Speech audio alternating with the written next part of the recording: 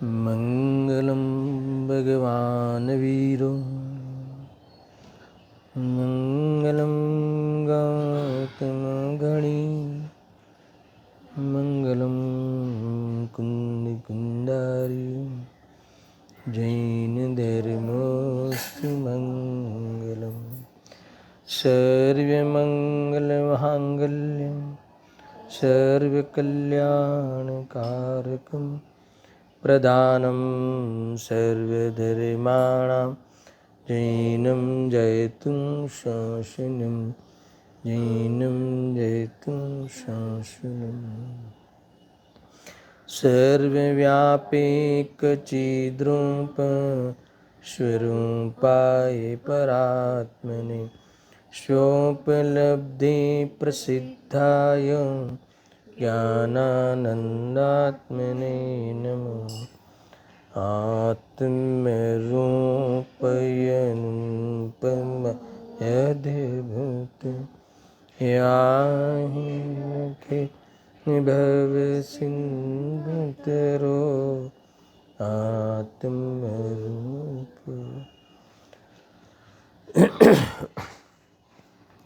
प्रवचन सार सुख परिणाम अधिकार की कल 71 गाथा पे चर्चा समाप्त हुई थी। आज उसी प्रवचन पे गुरुदेव सिंह के प्रवचन के कुछ अंश चर्चा में लेते हैं। देखो, मूल विषय ये कहा कि अब इंद्रिय सुख को दुख पने में डालते हैं, यानी जो शुभ उपयोग के फल स्वरूप, शुभ उपयोग भी कौन सा, देव शास्त्र गुरु यति उनकी पूजा भक्ति दान शील व्रत तप जो भी, इसमें जब तक उपयोग रमता है, उस भूमिका में उपयोग रहता है, तो उसके फल स्वरूप जीव इंद्रिय सुख को प्राप्त करता है। देव बनकर, मनुष्य बनकर, तिर्यंच बनकर इंद्रिय सुख को प्राप्त करता है कि जो परमार्थ से सुख नहीं है। अब यहाँ ये कह दिया कि वह जो इंद्रिय सुख की चर्चा हमने की वो सारे दुख पने में डालते हैं, न दुख पने के खाते में उसकी खतवनी करना वो दुख ही है। ऐसी सिद्धि इस 71 गाथा में की और इसमें देव को उदाहरण में लिया, यानी तिर्यंच मनुष्य और देव तीन गति को प्राप्त करता हुआ पुण्य के फल में इंद्रिय सुख को प्राप्त होता है बात कही, तो इन तीनों में देव इंद्रिय सुख में प्रधान है। तो जब देव को ही जो इंद्रिय सुख है वो दुख में सिद्धि करेंगे, तो बाकी को तो अब अंडरस्टूड है कि मनुष्य के और तिर्यंच के जो इंद्रिय सुख है वो तो दुख सिद्ध हो ही जाएंगे। एक दो बातें इसमें करनी है कि जनरली नरकों में दुख है ना, ऐसी चर्चाएं बहुत सुनी। तिर्यंच में भी दुख है, ऐसी चर्चाएं भी बहुत आती है, लोक में भी आती है और अपने यहाँ जिनवाणी में भी आती है। मगर देवगति में भी दुख है, ऐसी मुख्य चर्चा, इतनी प्रधानता से चर्चा इस प्रवचन सार के इस अधिकार में आई। यानी कई विद्वान नरकों में दुख है इसकी सिद्धि है ना, पूरी चर्चा सातों नरक के दुख की वर्णन करते हैं। तिर्यंच में भी निगोद के दुख के वर्णन करते हैं और फिर उसे शुभ भाव की प्रेरणा देते हैं। ये सब अशुभ भाव का फल है, नरक आदि तिर्यंच आदि में निगोद में जाना ये सब अशुभ भाव का फल है, इसलिए तुम शुभ भाव को ग्रहण करो, है ना। ऐसा कहकर शुद्ध भाव में जाने की तो बात ही नहीं करते, पुण्य में लगा देते हैं, पुण्य परिणाम की प्रेरणा दे देते हैं। मगर पुण्य परिणाम की प्रेरणा होती ही नहीं, शुद्धोपयोग की प्रेरणा होती है। एकमात्र धर्म मार्ग जिसका कारण जो है, ऐसे साम्य भाव को प्राप्त करने की ही प्रेरणा दी जाती है। अगर कदाचित स्वाध्याय आदि की प्रेरणा दे तो भी स्वाध्याय के लिए नहीं, प्रयोजन पुण्य परिणाम का कभी होता ही नहीं। प्रयोजन तो शुद्धोपयोग का ही होता है और शुद्धोपयोग की ही वास्तव में प्रेरणा दी जाती है, उपदेश दिया जाता है। समझ में आया ना? पुण्य परिणाम का उपदेश नहीं दिया जाता। चरणान युग की मुख्यता से कह देवे तो भी वो उसमें रहने के लिए नहीं। ऐसे वातावरण में हम शुद्धात्मा की भक्ति करें, शुद्धोपयोग की सेवन करें, उसकी मुख्यता से ही बात होती है। बाकी ये बात इसीलिए प्रवचन सार में बात आई है ना कि वास्तव में ये देव गति में दुख है, पहले यही सिद्धि कर देते हैं। स्वर्ग का नाम सुन के तुझे बहुत है ना मन में इच्छाएं प्रकट होती हो तो यहाँ कह देते हैं कि वो भी दुखी है ना। उनके जो बाह्य में सहयोग आदि मिलते हैं तो इसमें वो दुखी क्यों है उसकी भी यहाँ युक्ति दी। ऐसे ही नहीं कि दुखी है कह दिया, ऐसा नहीं, प्रमाण तो मिल ही गया, भगवान की वाणी में आया है, प्रमाण से तो कहा ही कहा, मगर कहते हैं कि वो स्वभाव से ही है ना वो दुख है, दुखी है। और यहाँ लिखा है देवों के भी स्वभाव सिद्ध सुख नहीं है, यानी ये जो इंद्रिय सुख है वो स्वभाव सिद्ध सुख नहीं है, स्वभाव से तो वो दुखी ही है, परमार्थ से वो दुखी है। क्यों दुख है? क्योंकि उसमें देह की वेदना में पीड़ित दिया ना, पिशाच रूप, इंद्रिय के समूह रूप जो शरीर है वो पिशाच रूप कहा है ना। और उसकी वेदना अथवा इस पंचेंद्रियों के विषयों में उस शरीर के माध्यम से, इंद्रियों के माध्यम से उसमें इतनी वेदना होती है, उत्तेजना होती है, पीड़ा होती है कि भृगु प्रपात के समान, आत्महत्या करने के समान वो रम्य विषयों में अर्थात तो उन विषयों में रमता है ना। रम्य इसलिए कहा कि जो रमता है, जिसमें मन रुक जाता है, फंस जाता है, उस विषय को रम्य कहा गया है। भले विषय कैसे भी हो तो वो उसमें चोट जाते हैं, वो उसमें रम जाते हैं। तो ये पीड़ा नहीं तो और क्या है? जब पीड़ा है तब तो इसी में दिखते हैं। काफ़ी बात मैंने कल चर्चा की थी। देखो कभी कभी किसी को ऐसा लगता हो कि ये पंचेंद्रिय के विषयों में जो भोग में जीव दिखता है तो इसमें क्या गलत है, उसमें रमणीयता क्यों नहीं है, आप क्यों मना करते हो, है ना, भोजन आदि, कि भाई ये तो तुम्हें लगता है कि रमणीय है, रमणीय है नहीं।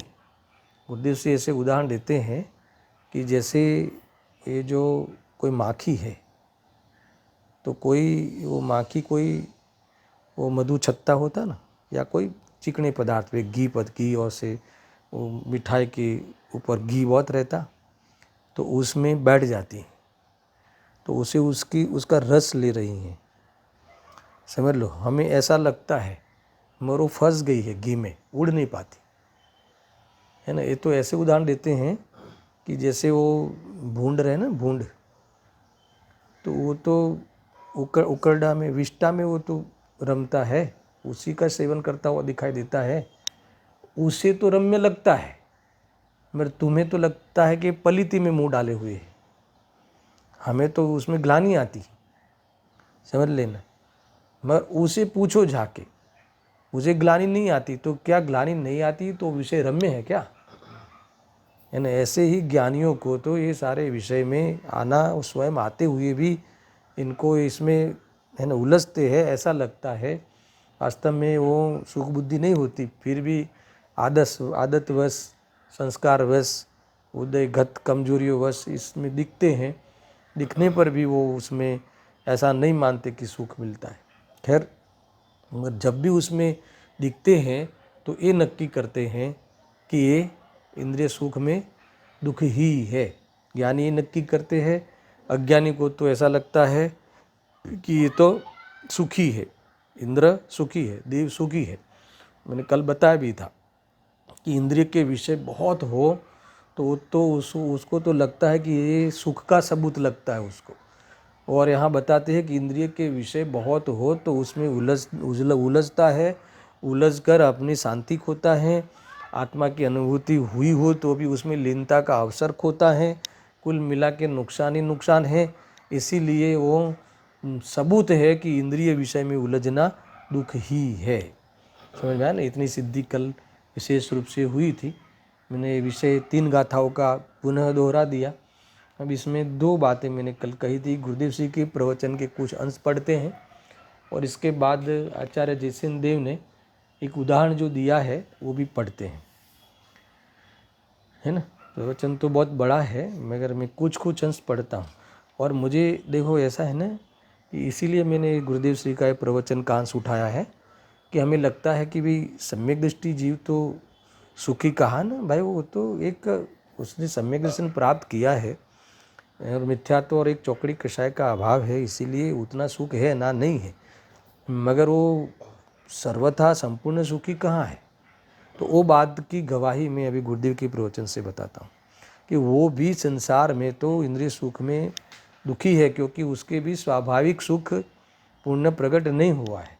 तब तक इंद्रिय सुख में, इंद्रिय भोगों में दिखता है तो दुखी ही है। बस फर्क इतना है कि उसे उसमें दुख लगता है इसलिए ज्ञानी है, और अज्ञानी को उसमें एकांत से सुख लगता है, उसी के लिए जीता है, इंद्रिय के विषयों को इकट्ठे करने के लिए जीवन लगाता है, और मिले है तो संभालता है, और उसमें क्या करता है, उसमें ये मुझे इष्ट है ऐसा मान कर भ्रम से, अर्थात तो वो इंद्रिय सुख रूपी अनुभव करता है, भ्रम को ही सुख मानता हुआ दुखी होता है। और क्या है, देखो इसमें लिखा गुरुदेव जी ने कहा, हाँ ये देखो कई बातें हैं इसमें कि इंद्रिय सुख जो है, ये इंद्रिय भोग है, इसमें अगर दुख सिद्धि करना हो तो अपने पास सबसे बड़ा उदाहरण तीर्थंकर भगवंतों का है कि जब तीर्थंकर भगवान का जन्म होता है, वो जो तीर्थंकर बनने वाले होते हैं, जो तीर्थंकर प्रकृति से सहित है, ऐसे जीव जब जन्म लेते हैं, जिस भाव में तीर्थंकर बन के मोक्ष जाने वाले हैं, तो आपको पूरा पता है कि उनके जन्म से पहले, जन्म के बाद की बात तो कुछ और है, उसके पहले ही पुष्प वृष्टि होती है ना।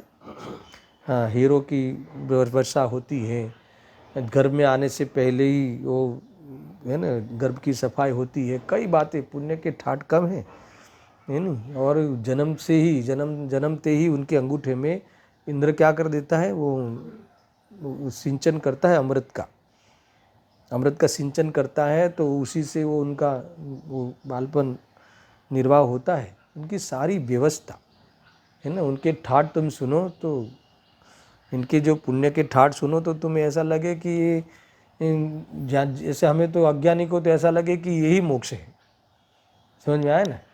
इतने ठाट होते हैं, सारी व्यवस्था इंद्र करता है, सारी व्यवस्था उनके आभूषण की, उनके वस्त्र की, इनके मान लो कि सौदर में इंद्र जैसे उनके सर्वेंट है, ऐसा मान लो, सेवा भाव से करते हैं, भक्त है, मगर इतने तत्पर, इतने तैयार रहते हैं उनकी सेवा में। सारा देवगण उन भगवंत जो बनने वाले हैं ऐसे जीवों के है ना गृहस्थ जीवन में सारी व्यवस्था देखते हैं, उनके मौत शोक की व्यवस्था भी वो करते हैं, यहाँ तक समझ लो सारी व्यवस्था।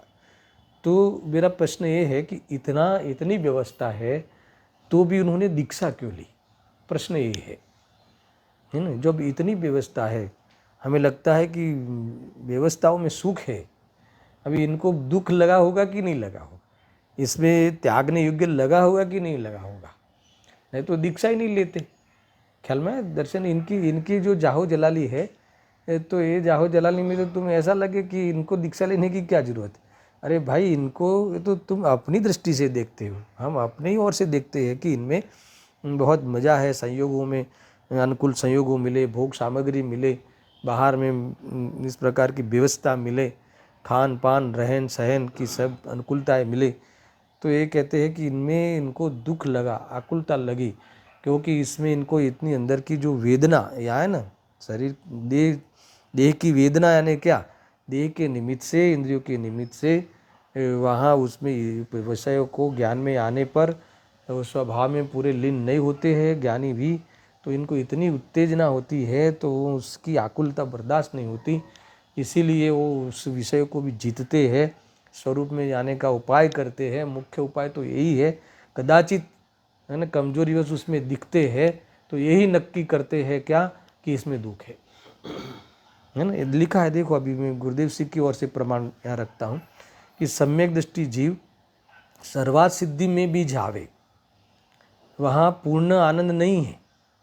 कौन सा? अतीन्द्रिय आनंद पूरा नहीं है सर्वात सिद्धि में, है ना। चौथा गुणस्थान भी होता है सर्वात सिद्धि, यानी कि कौन जाता है पता है आपको सर्वात सिद्धि में? सर्वार्थ सिद्धि में भावलिंगी संत जाते हैं। भावलिंगी संत का आयु समाप्त हो जाए, है ना, श्रेणी नहीं चढ़ पावे मनुष्य जीवन में, और उनका देहांत हो जावे अथवा वो समाधि मरण हो जावे, तो ऐसे जीव सर्वार्थ सिद्धि में जन्मते हैं कि पूर्व की पर्याय में पूरा जीवन संयम से निकाला। समझ में आया कि नहीं? मनुष्य जीवन संयम से निकाला है। ऐसे जीव देव छोड़कर कहाँ जाएंगे? तो कि सर्वार्थ सिद्धि में आते हैं ऐसे जीव मुख्य रूप से। तो यहाँ कहते हैं कि वहाँ पूर्ण आनंद नहीं है। अब वो तो सब में एक दृष्टि प्योर, समझ में आएगी नहीं? कितने भव होते, बहुत कम भव वाले जीव होते हैं ये सारे सब। मतलब यहाँ कहते हैं कि वहाँ पूर्ण आनंद नहीं है। वहाँ से मनुष्य होकर सुनना, वहाँ से मनुष्य होकर आत्मा की साधना करके पूर्ण दशा प्रकट करेगा, तब उसे पूर्ण आनंद प्रकट होगा। ये गुरुदेव जी ने साथ में पूरी विधि कह दी, है ना। भले वो विषयों में सुख बुद्धि नहीं है ना, फिर भी सुख वो संबंधी राग का त्याग नहीं है। वो जब मनुष्य जीवन में आए, मनुष्य भव में आएंगे और फिर वो स्वरूप में और विशेष डूबेंगे, और उसमें वो भोगने के भावों का भी त्याग होगा और विशेष लीनता होगी, है ना। मुनि अवस्था में आएंगे और इसके बाद अर्हंत अवस्था को प्राप्त करेंगे, फिर अशरीरी सिद्ध अवस्था को प्राप्त करेंगे, तब जाके इनको पूर्ण आनंद प्रकट होगा, ऐसा इनका कहना है। देखो, देवों का दुख, देवों का मान यानी आदर लेने की, नाटक देखने आदि की आकुलता है। अब नहीं, गुरुदेव जी बोलते हैं नाटक देखने आदि की, यानी इनको ये सब बहुत है। दुनियादारी में बहुत उलझते हैं देव लोग। कुछ भी हुआ नहीं कि तुरंत चलो मनुष्य लोक में, समझ आएगी नहीं? इतने विकल्प रहते हैं, इतने बहुत। यहाँ कहते हैं कि इनको भी बहुत मान कषाय बहुत होती है, ईर्षा बहुत होती है एक दूसरे देव पर। अज्ञानी होते हैं कुछ देव, तो कई देव अज्ञानी होते हैं। वैमानिक देव में भी अज्ञानता पाई जाती है कई देवों की। देखो, यहाँ कहते हैं कि देवों को मान आदर लेने की, नाटक देखने आदि की आकुलता है। उनको दुखी दिखाई देता है, ये सब दिखाई देता है दुख, मनोरंजन, ये सब बहुत परेशान हो तब न। यानी इसका तो सीधा अर्थ हुआ कि अगर तुम पिक्चर देखने जाते हो सिनेमा, तो ये आकुलता का प्रतीक है ना। कुछ विकल्प हुआ कि मैं कुछ देखूं, है ना, ये विषय देखूं, ये विषय को देखूं यानी इस विषय का को लक्ष्य करूं, तो यही तो है। मान लो कि मैं फिर कई पांच इंद्रियों के विषय में बहुत उत्तेजना रहती है। बुरा एकदम कैसा होना चाहिए घर, एकदम उसका वातावरण सुगंधी में ही होना चाहिए, और पूरा शरीर पे वो छांटता है ना स्प्रे, तो वो इतनी आकुलता रहती है कि नहीं, दुर्गंध सहन नहीं होती। दुर्गंध को हटाने का विकल्प और सुगंध को प्राप्त करने का विकल्प, तो वो यही तो होता है विकल्प। सुगंधित होना चाहिए, इसका इष्ट लगता है, और उसमें सुख मानता हुआ भ्रम में रहता है। ऐसा है, पूरा घर में ऐसा धूप लगाओ, सुगंध होना चाहिए, ऐसा है। रमणीय वातावरण होना चाहिए, क्लेश नहीं होना चाहिए। वो वॉइस प्रूफ बनाओ, बाहर की क्लेश, वो बाहर की आवाज़ नहीं आवे, कल आवाज़ नहीं आवे, लाइट म्यूजिक चालू रखो। ऐसा वो कहते ना, ये कानों के विषय, इंद्रिय के विषय, कणेंद्र के विषय में बहुत जीव को जुड़ जाता है, सहन नहीं होता, तो ये इसके पीछे व्यवस्थाओं के पीछे पड़ जाता है, उसमें उपयोग लगाता है, और व्यवस्था की अनुकूलता मिल जाए तो इसमें भ्रम से सुखी हुआ ऐसा मानता है, और उसमें भी, है ना, वो विशेष आकुलता ही होती है। बराबर मेंटेन करो इसको, ऐसा है। ये इस प्रकार का, इसमें सुगंध माइल्ड है, इसमें सुगंध तीव्र है, ऐसा कर करके वो ये करता है ऐसा, इस प्रकार से। देखो, ये तो अपने को भी बीच में ले लेता हूँ मैं कि अपने आप ये जीवन में, अपने जीवन में ये सब सारी चीज़ें होती, मनुष्य जीवन में लोगों की होती है ना। ये तो देवों की बात है। देवों तो इनको भी बहुत मान आदर की बहुत ही रहती है, पड़ी रहती है, और इसीलिए वो बहुत दुखी होते हैं, ऐसा है ना। नाटक देखने आदि की आकुलता है, उनको दुखी दिखाई देता है। दया, दान, व्रत, देव, गुरु, शास्त्र की पूजा के फल में देव, मनुष्य और तिर्यंच गति मिलती है। उसमें अधिक पुण्य वाले देव भी दुखी है। बात तो ये है, गुरुदेव जी बार बार, इसमें अधिक पुण्य वाले देव भी दुखी है, देव भी सुखी नहीं है। सेठ, सेनापति, देव, ये सब सुखी नहीं है। जो तुम्हें सुखी लगते हैं तो वो तो विषयों के आदी हो जाते हैं विषयों में, देखो कितना नुकसान करते हैं। वैराग्य भी नहीं आता, विरक्त नहीं होते जीव, इसमें जुड़ते ही जाते, आगे तो आने वाले। तृष्णा की खाई बस रिक्त रही, वह रिक्त रही, बढ़ती है तृष्णा ही बढ़ती है, और क्या बढ़ेगी। ऐसा देखो साथ में कहते हैं फिर सुखी कौन है। गुरुदेव जी को ये बात आए बिना नहीं रहता। वीतरागी मुनि सुखी है, उसके नीचे के सारे जीव भले ज्ञानी हो, सर्वासिद्धि का देव हो, मगर इंद्रिय के सुख में गिरता है, भृगु प्रपात है ना, जैसे इसके विषय के पीछे दौड़ता है, भागता है। आपको सर्वासिद्धि में तो सिर्फ वो स्वाध्याय ही करता है, वो भी तो इंद्रिय का विषय है। ये पढ़ लूँ और पढ़ूँ और सुनूँ और आत्मा के बारे में सुनूँ, तो ये तो करने इंद्रिय का व्यसन है, ऐसा समझ लेना। देखो ये वितरागता के अलावा कोई भी भाव को ये शुभ परिणाम अधिकार होने पर भी शुभ परिणाम अधिकार में खड़े रखने की जगह नहीं दी है। तो आप कह सकते हो कि सर्वासिद्धि में तो जैसे ऊपर स्वर्ग में जाते हैं तो ये बाहर की जो भोग क्रियाएं कम होती जाती है, कम दिखाई देती है ना, ऐसा समझ। नीचे के देवों में तो बहुत दिखाई देती, ऊपर के स्वर्गों में क्रियाएं कम दिखाई देती, मगर देखो परिणाम तो रहते ही हैं, वासना तो है ही, असंयमी है। सर्वार सिद्धि का देव भी असंयमी है, समझ में आया कि नहीं। भले वहाँ इंद्राणी हो नहीं हो, भले वो लोकांतिक देव की इंद्राणी नहीं हो, है ना, ये सब ब्रह्मचारी कहते मात्र है, मगर ब्रह्मचारी नहीं है वो, है ना। ब्रह्मचारी यानी शादी नहीं की इसलिए ब्रह्मचारी, ये कोई सामान्य ऐसा है नहीं। शादी करने वाले भी ब्रह्मचारी होते हैं पंचम गुणस्थान में, तुम समझ लेना। शादी के एक ही विषय से मत जोड़ो, इनके संयम का भाव ही नहीं आता, असंयमी है सारे देव। तो ये बात कह रहा था मैं कि किसी को ऐसा लगे कि लोकांतिक देव जो होते, अरे ये जो सर्वासिद्धि के देव होते हैं वो तो बस जितनी भी आयु है, जितनी भी 33 सागर, जितनी भी आयु है संपूर्ण देख लेना, 33 सागर पूरी जो भी, तो ये सारी आयु में करते क्या है, तो क्या निरंतर स्वाध्याय करते हैं और एक भी शब्द रिपीट नहीं होवे, है ना, इतनी आत्मा की गीत गाते हैं।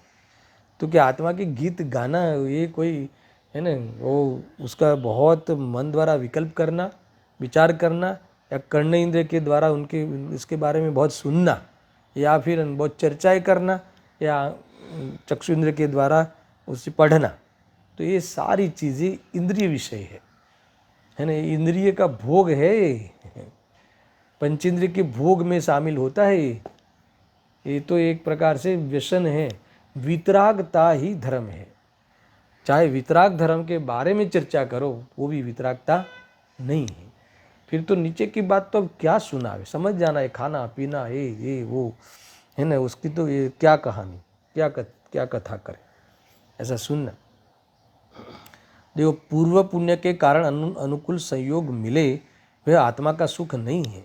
एकमात्र वितरागी मुनि सुखी है छद्मस्तों में, बाकी अरिहंत सिद्ध भगवान तो सुख में टॉप में है वो। ऐसा देव भी विषयों में सुख मानकर उनकी ओर झपटते हैं, इसलिए वे दुखी हैं। देव गति के देव भी विषयों में झपट्टे मारते हैं, बहुत भागते हैं इंद्रिय के विषयों में। ऐसा आत्मा भगवान है और शरीरभूत अथवा पिशाच है, ये कहा था ना। आत्मा तो भगवान है, शरीर तो भूत है, पिशाच है, यानी भूत है। इसका अर्थ ये है कि उसकी चेष्टाएं, इसके माध्यम से जो चेष्टाएं होती है ना, ये सब पिशाच जैसी है, शोभा नहीं देती है ना। ये तो शांत मुद्रा भगवान की हो, है ना, और फिर तो संयोग में मुद्रा ही नहीं हो, यही वास्तव में धर्म है। देव भी शरीर के पांचों इंद्रियों के विषयों को और झुकते हैं, दौड़ते हैं, स्वयं से बड़े देव को देखकर ईर्षा करते हैं, है ना, बहुत जलते हैं, है ना। वो अपने से वो छोटे देव हो तो फिर उसे कहीं जाना हो तो वो कहे कि भाई तुम बन जाओ, हाथी बन जाओ, तुम घोड़ा बन जाओ, है ना, फिर उस पर सवारी करे। तो ये अभी है ना, गए रविवार, अभी रविवार गया ना जब, तो उस समय पाठशाला चलती मलाड में, ऑनलाइन में सुन रहा था, तो ये बता रहे थे वो पंडित जी, विवेक पंडित जी, कि सम्यक दृष्टि की कैसा जीवन होता है, मतलब कि कभी किसी को कसाई बढ़े ऐसा नहीं होता है, ये सब बातें बताई। तो एक लड़के ने प्रश्न पूछा कि तो फिर देवगति में जो देव होते हैं वो अगर ऐसा वर्तन क्यों करते हैं, ऐसा एटीट्यूड क्यों करते हैं कि दूसरे को प्राणी बना देते हैं और फिर उस पर सवार होते हैं, ऐसा नहीं करना चाहिए था। ऐसा प्रश्न पूछा, मैं सुन रहा था, मुझे आया कि नहीं।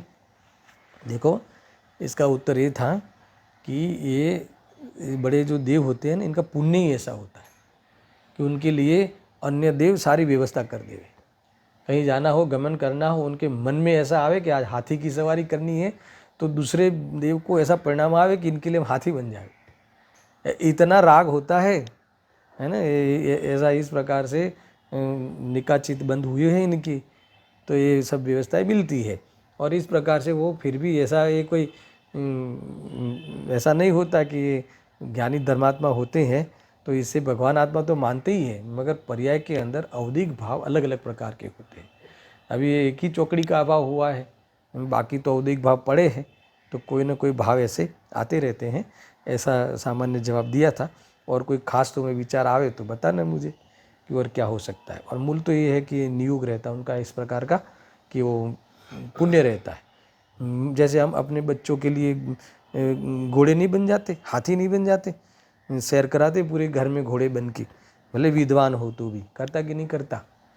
ऐसा है ना, बड़ा करोड़पति पापा हो, है ना, गाड़ियाँ खड़ी हो 10 गाड़ी, मैं बच्चा कहे कि पापा घोड़ा बनो, मुझे तो क्या करना है, घोड़े पे सवारी करनी है।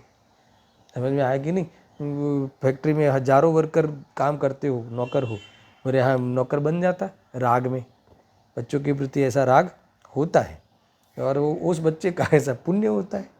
तो ये सब होता कि नहीं होता।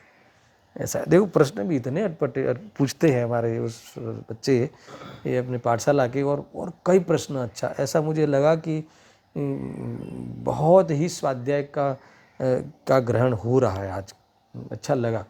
कई ऐसे प्रश्न मैंने भी 1-2 प्रश्न बीच में किए, ऐसा है ना। वो समझा रहे थे ना कि भाई हर द्रव्य अपने स्वयं परिणाम का करता है, स्वयं है ना, कोई किसी का कार्य करता नहीं है, ये कुछ समझा रहे थे। तो मैंने पूछा कि बच्चे को पूछो ज़रा कि ये जो तुम्हें समझ में आ रहा है वो पंडित जी ने समझाया इसलिए समझ में आया कि कैसे आया, वो नहीं समझाते तो तुम्हें समझ में नहीं आता। तो बच्चे ने जवाब दिया कि भले वो समझावे, वो तो निमित्त है, मगर हमारे उपादान से हमें समझ में आया है ना। ऐसा जवाब देवे और बाकायदा विश्लेषण करके समझावे, ऐसा नहीं कि जवाब दे दिया। बहुत अच्छा रहा। खैर ये तो मुझे विकल्प आया थोड़ा सा। सुनो, यहाँ कहते हैं, देखो ये पाठशालाएँ होती है, ये सब नहीं तो ये बातें हमारे समझ में नहीं आती है ना। हम भी ये पाठशालाओं के माध्यम से, स्वाध्याय के माध्यम से समझे हैं, फिर भी स्वाध्याय में भी अटकने जैसा नहीं है ना। देव शास्त्र गुरु यति की पूजा का निषेध जो करते हैं वो शुद्ध भाव में जाने के लिए करते हैं, है ना। कोई पुण्य से हटा के पाप में लगाना नहीं है। वो मेरे हर प्रवचन में एक बार मैं इसलिए कहता हूँ कि शुभ परिणाम में, इस शुभ परिणाम की इतनी निंदा करते हैं क्योंकि इसमें उपेक्षा, क्योंकि इसमें मिठास आ जाती है हमें, है ना। इतना अच्छा लगता है। आजकल वो लॉकडाउन पे है ना, वो सारा चल रहा है, सारी चीज़ें लिंक पे मंदिर के दर्शन दिखाते हैं, अपनी जिनवाणी विराजमान घर में की तो दिखाते हैं। तो हम क्या करते हैं, सब लोग की बात है, क्या करते हैं, ये अपनी जो विराजमान की न वो सारा फॉरवर्ड कर देते हैं और अपने विराजमान किया वो देखते हैं। अभी भगवान की पूजन रजनी भाई ने ली आगे, बड़ा धड़ाधड़ भगाओ, और बाद में क्या देखो, वो अपने फ़ोटो आया कि नहीं, हमने जो विराजमान किया तो हमारा हम आए कि नहीं, और कौन कौन आए। देखो तो ये सब दोष तो लगता ही है, समझ में आया ना। तो ये बड़ा दोष लगता है। अभी तो ये दोष की तो यहाँ बात ही नहीं करते। यहाँ तो कहते हैं कि जो सम्यक दृष्टि है, कि जो सम्यक दर्शन के साथ जिनके पुण्य चलते हैं, कि जो पुण्य में उपादेय बुद्धि है ही नहीं, हे बुद्धि है, ऐसे पुण्य का फल भी भले 63 साल का पद आ जावे, वो भी वास्तव में दुखरूप है, उनको दुखरूप लगते हैं और उस प्रकार की व्यवस्थाओं में उलझते हैं, तो नुकसान समझते हैं। समझ में आया कि नहीं।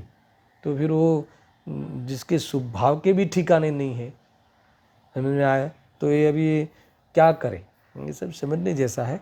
देखो ये जितने धर्मायतनों में जितनी विशुद्धि होती है, हमारा वहाँ ये सब कार्यक्रमों का इतनी उस विशुद्धि घर से नहीं होती, कोई भी हो, क्योंकि घर घर का स्वरूप ही ऐसा है ना। घर वो तो चलो एक रूपक देते हैं कि भी अभी सब स्वाध्यायी लोगों का घर, मुमुक्षु लोगों का घर, वहाँ स्वाध्याय चलने लगा है ना, इसीलिए घर एक मंदिर की उपमा देते हैं।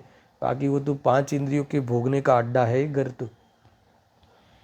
और मजबूरी अभी ऐसी आ गई इस वर्तमान में, ये सारे जो जो हमारे जो गाँव के जो अपने घर में गांव में मंदिर है, उनके भी हम दर्शन नहीं कर पाते। इसीलिए ये जो भी हमें सारी यात्रा कराते हैं तो उनका बहुत आभार है, अभिनंदन के पात्र है कि भी ये सारे घर घर गांव गांव जाके हमें वो सारी टेक्नोलॉजी से वो करते हैं ना, वो शूटिंग कराते हैं। ऐसी महामारी में भी फिर घर बैठे वो पोस्ट करते हैं, सारे चैनलों पे वो पोस्ट करते हैं और हमें वो भगवंतों का दर्शन कराते हैं। समझ में आया कि नहीं?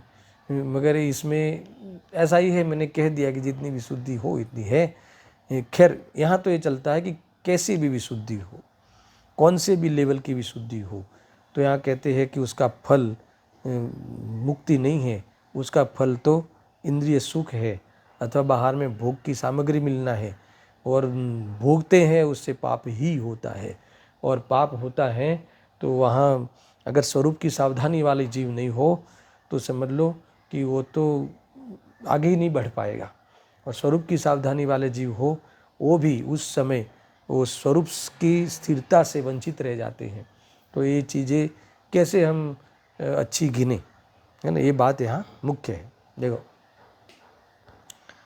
हाँ, स्वयं से बड़े देव को देखकर ईर्षा करते हैं। जो अतीन्द्रिय स्वरूप आत्मा का साधन छोड़कर शुभराग का साधन करता है उसको इंद्रिय सुख मिलता है।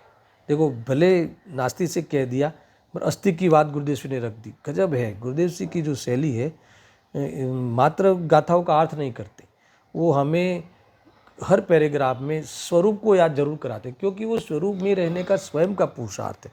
इसलिए बार बार जब तक ये जीव स्वरूप में लीन होने का पुरुषार्थ नहीं करेगा, देखो इसमें भी लिखा ना, जो अतीन्द्रिय स्वरूप आत्मा का साधन छोड़ देता है, ऐसा कहकर भी साधन क्या करना वो बता देते हैं।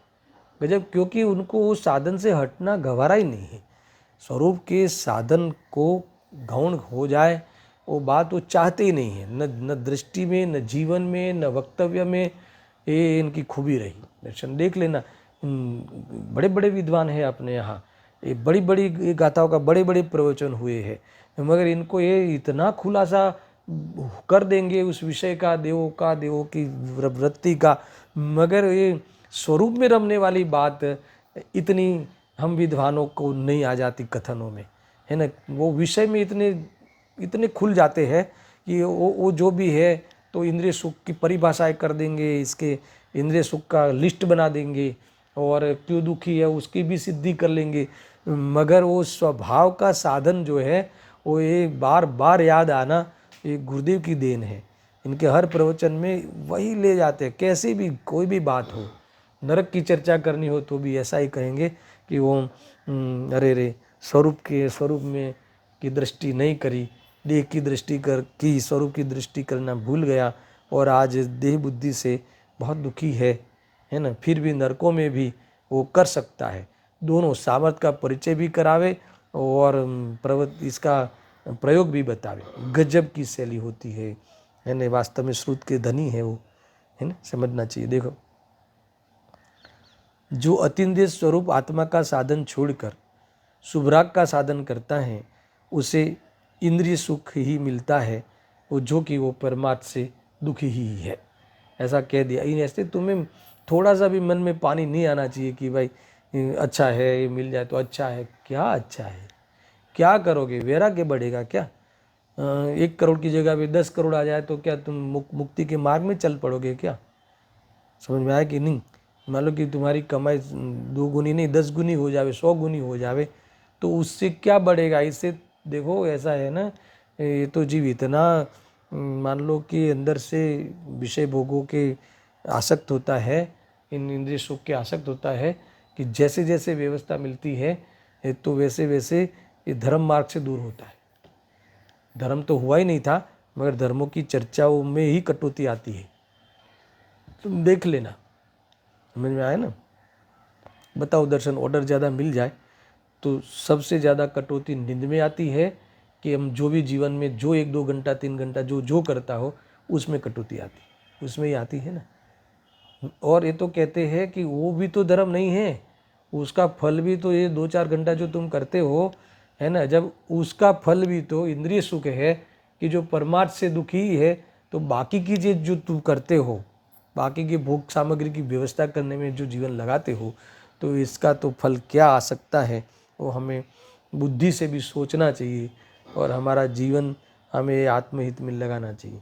देखो आयुष्य बहुत कम हो रहा है, आयुष्य घट रहा है ना।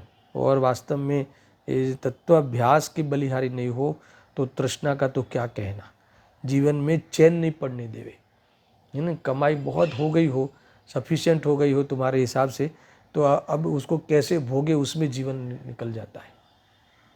ये होता है, पहले कमाने में और फिर वो पहले जोड़ने में फिर छोड़ने में, ऐसा भी है ना।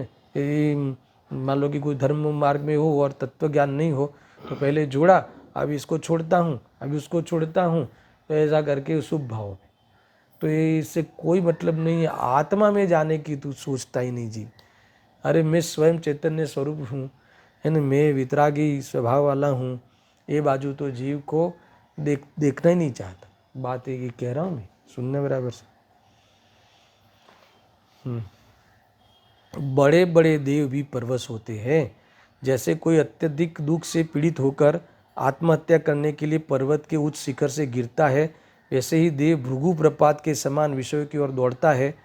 पापरूप अशुभ राग होने पर परवश होकर इंद्रियों के विषयों की ओर दौड़ते हैं, किंतु चिदानंद भगवान, देखो पुनः मुझे ये बहुत अच्छा लगता है, मैं इसलिए पुनः पुनः इनका कहा होने पर भी पढ़ता हूँ, क्योंकि देखो तुरंत, किंतु चिदानंद भगवान आत्मा जो कि अमृत कुंड है उसकी ओर नहीं झुकते, ऐसा कहकर हमें कहाँ झुकना चाहिए वो बता दिया। समझ में आया ना। चिदानंद भगवान आत्मा जो कि अमृत कुंड है, कैसा है अमृत कुंड, क्यों अमृत कुंड है, क्योंकि वो परिपूर्ण है, चैतन्य स्वरूप है, वो ज्ञाता दृष्टा साक्षी भाव से रह रहा है ना, शांति का दाता है ना, ये कह रहे हैं।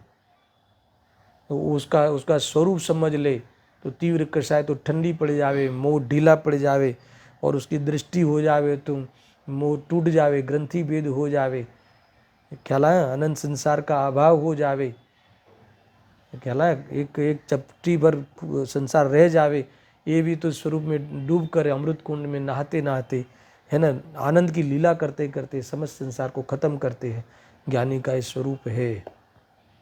बराबर समझना भाई, अच्छा लगता है। गुरुदेव जी की बात आती है ना, ऐसा देखो, ऐसा ये कहा, सब कह भी दिया, विषय को भी नहीं छोड़ते है ना। वो अंतर है, विद्वान तो विषय को बराबर कहे, मगर अध्यात्म का पोषण होने वाला जो अंदर में अंश है, वो अंश गुरुदेव जी के हर शब्द में है, इसलिए इनके वाणी को शब्द ब्रह्म कहते हैं। समझ में आए, ऐसा ही है। देव 5 इंद्रियों के विषयों की मैं कह रहा था कि ये कोई बुद्धिपूर्वक बोलते ऐसा नहीं, सहज होता है इनके, क्योंकि उनका जीवन ही ऐसा है। नहीं तो आपको ऐसा लग, चलो आज से हम भी विद्वान हैं तो अभी हर पैराग्राफ में ये आत्मा को ऐसा, तो देखो हमें बहुत विकल्प करके बोलना पड़ता है।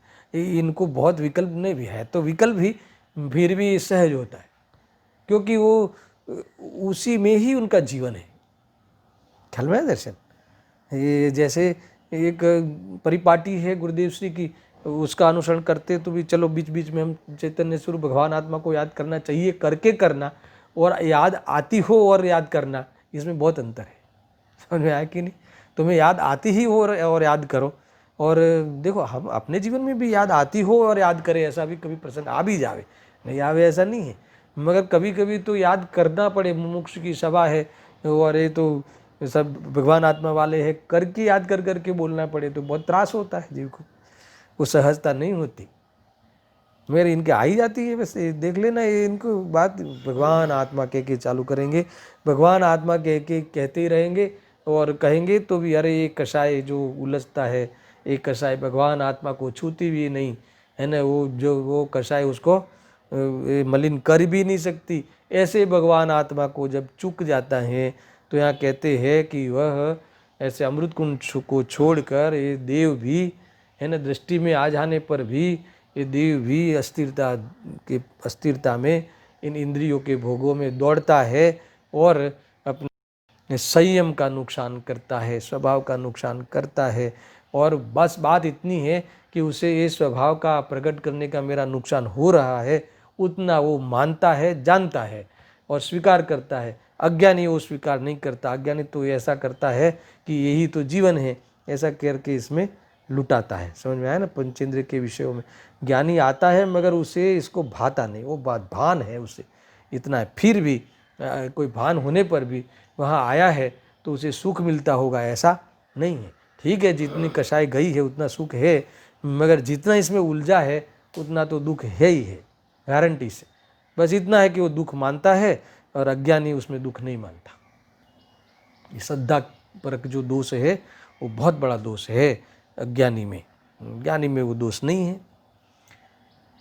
देखो एक अंतिम पढ़ता हूँ फिर समाप्त करता हूँ इस गाथा को। देव 5 इंद्रियों के विषयों की ओर झुकते हैं। शरीर ऊपर उनकी दृष्टि गई है।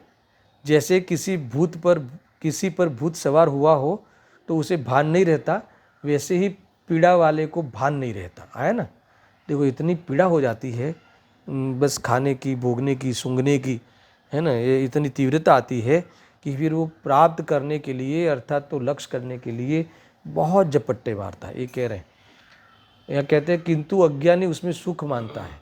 यहाँ तो कहते हैं कि देवों को भी दुख है, देवों को अमृत की डकार आवे सुनना और शरीर भी स्वस्थ अच्छा हो तो भी वे देव विषयों में राग करके विषय से पछाड़ खाते हैं, इसीलिए उन्हें सुख नहीं है।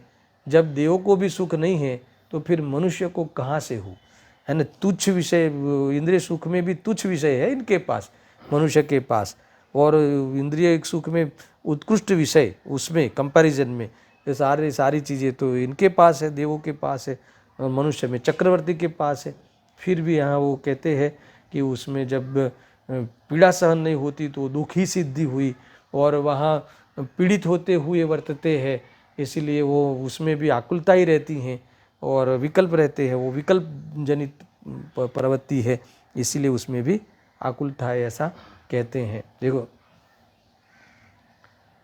तीर्थ यात्रा पूजा विषय सुख का साधन है किंतु वह धर्म का साधन नहीं, इंद्रिय सुख का साधन है।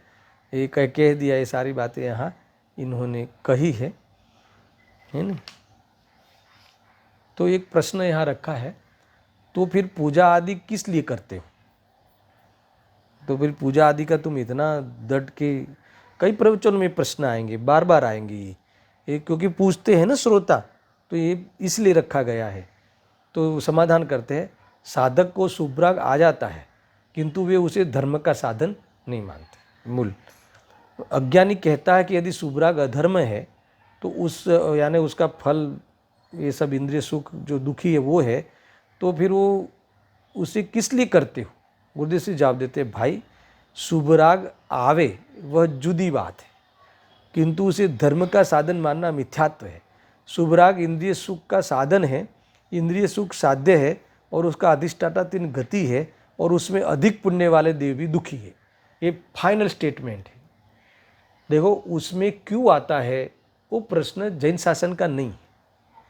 देखो हम शुभ भाव में क्यों आते हैं, हम अशुभ भाव में भी क्यों आते हैं, उससे कोई मतलब नहीं है। हम वो जो आते हैं वो भाव क्या है और मैं क्या हूँ उसमें उपयोग लगाना चाहिए, है ना। नहीं चाहिए हो तो भी आ जाते हैं, ऐसा है। इंद्रिय पुण्य परिणाम या अशुभ परिणाम तो कोई नहीं चाहता तो भी अशुभ परिणाम आ जाते हैं, और मंदिर में तो अशुभ परिणाम कोई नहीं चाहता तो भी अशुभ आ जाते हैं, और दुकान तो अशुभ परिणाम का ही वास्तव में अधिष्ठाता है, आधार है। दुकान मकान तो तब भी वहाँ शुभ भाव आ जाते हैं, आते कि नहीं आते, पर वो आते हैं तो वो भाव क्या है और मैं क्या हूँ, वो भाव का फल क्या है और मेरे स्वभाव के लक्ष्य से होने वाले वितराग भाव का फल क्या है, ऐसा बराबर भेदज्ञान करके उन परिणामों की उपेक्षा रखना, उसमें कोई भी प्रकार की हीनता और अधिकता का भाव भाषण नहीं करना, है ना। पुण्य परिणाम आवे तो अहंकार नहीं करना, और कदाचित भूमिका में पाप परिणाम आ जावे तो भेद ज्ञान मत छोड़ देना। अरे मुझे तो बहुत पाप भाव आ जाते हैं और मैं जिनवानी पढ़ता हूँ तो भी, अरे पाप भाव आ जाए तो तुम अब जिनवानी क्यों पढ़ना, ऐसा तुम शंका नहीं करना। समझ में आया ना? वो आ जावे तो भी तुम्हें ऐसी ताकत लगाना कि भले तू आवे मगर मैं वेद ज्ञान नहीं छोड़ूंगा। हे शुभ भाव, तू आया है मेरी परिणति में, मगर तेरी चीज़ तू क्या है और मैं क्या हूँ वो बराबर मैं याद रखूँगा, इसके बराबर मैं ख्याल रखूँगा, और तेरे फल में अर्थात इस परिणाम में मैं कभी भी अपने स्वभाव को भूलने का कार्य नहीं करूँगा। मैं मेरा काम नहीं छोड़ दूँगा हीनता होके, मेरे तो बस की नहीं है, और ये तो बड़े बड़े लोगों की विद्वानों का ही काम है, आचार्यों का काम है, मुनिराजों का काम है, मेरे तो ऐसा करके तुम अपने भगवान आत्मा, तेरे पास बीजभूत परमात्मा तत्व है ना, तो अपने को इतना इग्नोर मत कर देना। वो आ जावे तो भी तुम ताकत लगाना। जैसे कोई व्यक्ति एक बार बच्चा गिर जावे तो चलना सिखाना छोड़ देते हो क्या? कोई बात नहीं बेटा, गिर गया को फिर प्रयास कर, होता कि नहीं होता? ऐसा है। तुम्हारा बच्चा स्कूल में फेल हो जावे तो फिर तू फेल हो जाता है तो अभी क्या पढ़ना, घर पे बैठ, ऐसा मत कहना, कहता भी नहीं कोई बात नहीं बेटा, तू फिर से अपन ट्राई करते हैं, वैसे तो तू बहुत होशियार है, हो सकता है कि तुम चूक गया होगा, फिर से कर। तो ऐसे तुम मूल मार्ग को छोड़ना नहीं। समझ में आया कि नहीं? और तुम्हें बहुत पुण्य परिणाम रहते हो तो अहंकार में वेद ज्ञान के पुरुषार्थ का लोप छोड़ना नहीं। एक खास में 2-4 प्रवचन के बाद एक बार याद कराता हूँ, क्योंकि हम इसी में शुभ अशुभ में ही हमारा होता है। थोड़ा प्रवचन सुन लिया तो शुभ भाव में फंसते हैं और फल मिल गया तो फिर वो गायब हो जाते हैं, ये सब स्वाध्याय आदि में से, फिर इसमें लग जाते हैं, वापस मजदूरी करते हैं। भोगों का भिखारी बनकर ये जीव ने इस भगवान आत्मा का अपमान कर दिया। ऐसी बातें हैं। इस प्रकार से गुरुदेव सिंह के प्रवचन के अंश से यहाँ समाप्त हुए। और देखो अंत में एक लास्ट कहा है जो परिचय देते हैं आत्म स्वभाव की। इसके बाद में आचार्य जयसेन देव की टीका का एक उदाहरण कल पढ़ूंगा, फिर 72 गाथा प्रारंभ करेंगे। देखो, आत्मा वस्तु है, उसका कायमी नित्य रहने वाला स्वभाव ज्ञान है। ज्ञान में एकाग्र हो तो धर्म और शांति हो, बस उपाय बता दिया। शांति चाहिए तो भोगों के पास मत जाओ। कहाँ चाहिए, कहाँ जाना? तो ज्ञान में एकाग्र हो जाए। ज्ञान में एकाग्र होना अर्थ क्या कि जानने का स्वभाव जो तुम्हें भोग तुम्हारे ज्ञान में झलके, तो जानने की सीमा तक मैं हूँ, और जानने में आने वाले ज्ञेय मेरे में नहीं है। ये एकाग्र होने का अर्थ है कि उसमें रुचि नहीं होना। किस में? जानने में आने वाले ज्ञेयों पर। भोग आवे तो भोग की रुचि छोड़ने की बात है। भोग की रुचि छूटे और किस बल पे छूटे? क्योंकि जानने में जो जहाँ आता है जिसमें वो मैं हूँ, तो जानना मेरे में हुआ, मैं कैसे इसमें भ्रम कर दूँ कि ये मेरी चीज़ है, इसमें सुख है। तो ऐसा बराबर समझकर उस स्वभाव की रुचि करे और उसकी रुचि छोड़े। देखो, इससे विपरीत यदि वह पुण्य पाप में एकाग्र हो तो इंद्रिय सुख होता है। उस सुख का स्थान 3 गति है, इसलिए उसे स्वाभाविक की स्थिरता का आधार नहीं है। क्या आधार है? गति में सुख का तुम भ्रम किए हो तो क्या सुख का आधार है? कैसी भी गति वो चली जाती है ना। वो तीर्थंकर वाला पद हो उस जिस गति में, वो भी तो गति समाप्त हो जाती है सिद्ध बनने पर। समझ में आया कि नहीं? तो कौन से उन पदों का, वो तीर्थंकर पद भी वहाँ स्वाहा हो जाता है कि नहीं हो जाता? सारा समोषण भी विलीन हो जाता है। कौन सी चीज़ का अभिमान करे? इसीलिए ये सारी चीज़ें हमें समझना चाहिए। और स्वरूप जो सदा नित्य है, गुरुदेव जी कहते हैं, और नित्य रहने वाला स्वभाव ज्ञान है। ऐसा ज्ञान है, यही मैं नित्य स्वभाव वाला रहने वाला चैतन्य स्वरूप हूँ, ऐसा अनुभव करना, ऐसी दृष्टि करना ही ये दृष्टि प्रधानता से एकाग्रता है। और राग आदि की रुचि छोड़ना ये नास्ति से है, और राग आदि छूट जाना उस स्वभाव में एकाग्रता बढ़ना है, स्वरूप की लीनता है। यानी कषाय बिना स्वपर का जानना वो वास्तव में सिद्धोपयोग है, ये आत्मा का शुद्ध परिणाम है। उस परिणाम को जो प्राप्त होते हैं वही सुखी होते हैं, ऐसी बात कही है।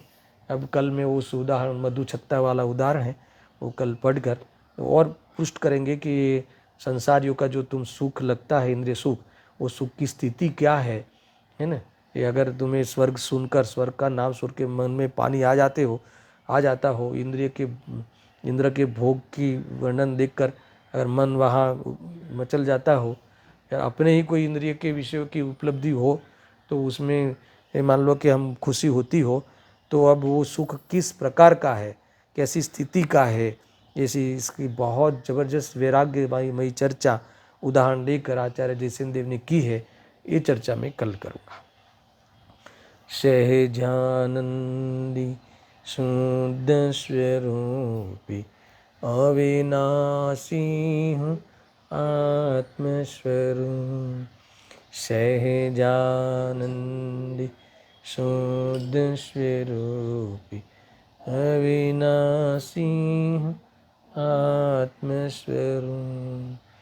सहजानंदी शुद्ध स्वरूपी अविनाशी हूँ आत्मस्वरूप।